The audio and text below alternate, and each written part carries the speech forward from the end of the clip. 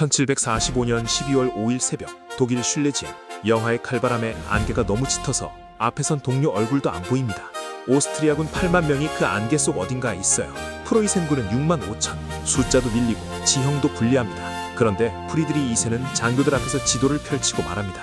오늘 우리가 끝냅니다. 그리고 실제로 끝냈어요. 2시간 만에 오스트리아군 1만 명이 쓰러졌고 프로이센 손실은 900명. 이건 단순한 승리가 아니었습니다. 예술이었어요. 일부 전쟁을 물려받다.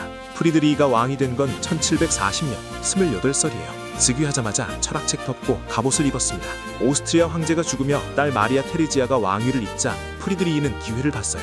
슐레지엔 인구 150만, 유럽 최고의 공업지대. 명분도 없이 군대를 이끌고 그냥 쳐들어갑니다. 프리드리히 본인도 회고록했었어요. 야망, 젊음의 충동, 명성에 대한 욕구가 전쟁을 결심하게 했다고. 1742년 슐레지엔 획득. 하지만 마리아 테레지안을 절대 포기하지 않았습니다. 2부 호헨프리드베르크의 마법. 1744년 오스트리아가 반격합니다. 2차 슐레지엔 전쟁. 그리고 1745년 그 새벽의 전투가 펼쳐져요. 프리드리히가 쓴 전술의 핵심은 안개였습니다. 적이 전열을 갖추기 전 안개 쪽에서 빠르게 이동해 측면을 먼저 쳤어요. 적이 반응하기도 전에 진영이 무너진 거예요. 속도와 기습, 상대가 단단히 지키는 정면 대신 항상 가장 약한 측면을 노린다. 당시 유럽 전쟁이 서로 마주보고 일제사격이었다면 프리드리히는 체스처럼 두세 수 앞을 읽었습니다. 3부 사선대형, 역사를 바꾼 전술. 1757년 12월 로이텐 전투. 7년 전쟁의 절정이에요. 직전 전투에서 패한 프로이센군의 사기는 바닥. 오스트리아는 신선한 병력 6만 5천, 프리드리히 수중엔 3만 3천, 거의 2배 차이입니다. 전날 밤 프리드리히는 말했어요.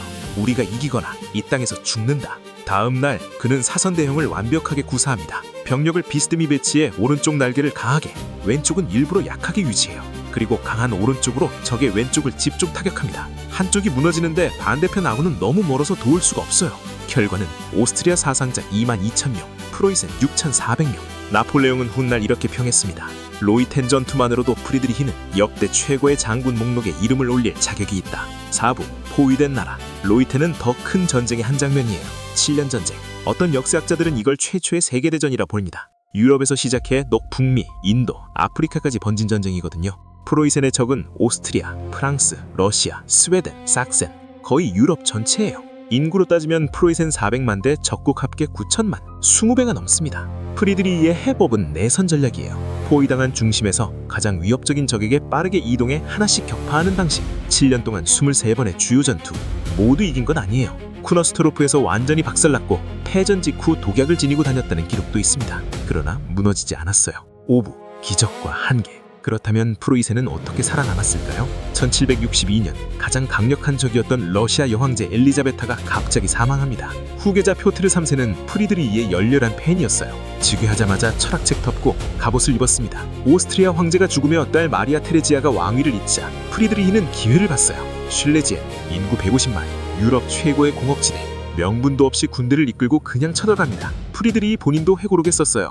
야망, 젊음의 충동, 명성에 대한 욕구가 전장을 결심하게 했다고. 1742년 슐레지엔 획득. 하지만 마리아 테레지아는 절대 포기하지 않았습니다. 이기만. 그렇다면 프로이센은 어떻게 살아남았을까요? 역사는 이걸 브란덴부르크의 기적이라 불러요. 중요한 건 이겁니다. 프리드리히의 위대함은 이 기적으로 폄하될 수 없지만 동시에 이 기적 없이는 살아남을 수 없었다는 것도 사실이에요.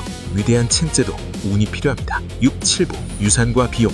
프리드리히의 전술은 역사를 바꿨어요. 나폴레옹이 사선대형을 발전시켜 아우스트리츠에 적용하고 프로이센 참모 시스템은 현대 문사 참모 개념의 원형이 됩니다. 심지어 20세기 독일군의 전격전도 그 뿌리를 따라가면 프리드리히에 닿아요. 하지만 이 전공 뒤에는 반드시 다른 면도 봐야 합니다. 7년 전쟁 동안 프로이센은 전체 인구의 약 10%를 잃었어요. 전사자, 질병, 기근까지 합쳐서 말이죠.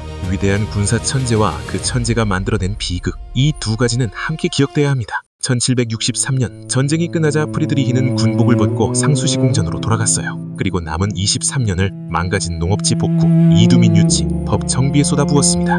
유럽 최강의 군사 천재가 정작 원했던 건 전쟁 없는 나라였다는 거예요. 나는 전쟁에서 아무것도 얻지 못했다. 다만 영광이라는 이름의 창사만 남았다는 군이다. 프리드리히 2세, 로이텐의 전장, 호헨프리드베르크의 새벽 한계, 7년의 포위 속에서도 무너지지 않은 프로이센. 그 모든 것 뒤에 있는 이름은 하나입니다.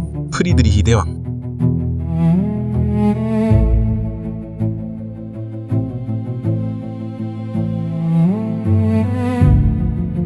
이 영상은 도서 시대의 명장들 세계편을 각색했으며 밀리, 교보문고 등에서 구매 가능합니다.